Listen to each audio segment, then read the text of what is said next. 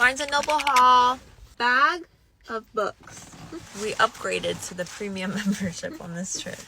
I saw this and I just like, oh my god. Oh, this is your romance with the guy that pushes their head down into the sharks while they're having sex. Yeah.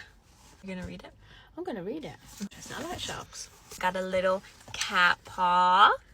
I got a little mushroom. Actually, it looks like a penis. Okay. That's why you wanted it, you sicko. Yeah. Botanical brews. Because I'm going to be making lots of tea. I'm going to be growing all my own herbs and making tea, and maybe there'll be a little spell in there too. In Texas. In Texas.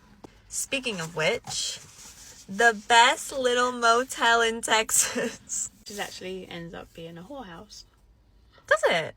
Yeah. Not to get that because we're moving to Texas. You swear, because I just saw someone talking about this. It's about two best friends, and the best friend comes to live with the best friend and her husband because she needs somewhere to stay, and then they convince her to be their surrogate, and then she disappears 3 days before the baby's supposed to come out. Ooh. Only one left. Oh. On the shelf, so I said Flawless, which is a romance about a guy who is a bull rider named Rhett.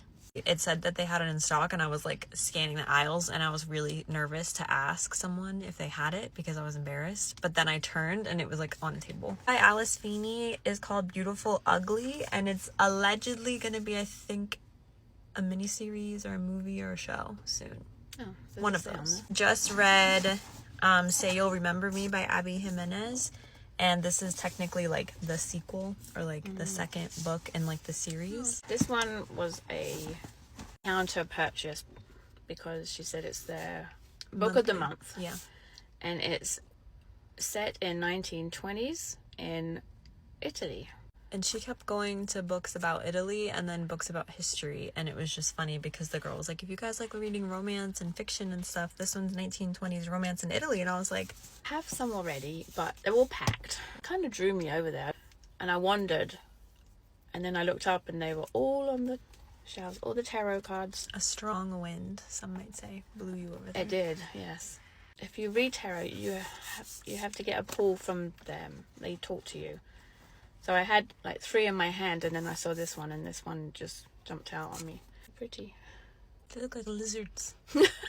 I've really been feeling off lately, so I got Can Anyone Tell Me? It's essential questions about grief and loss. It'll help me. Maybe it won't. Thank you for coming to our haul. Thank you.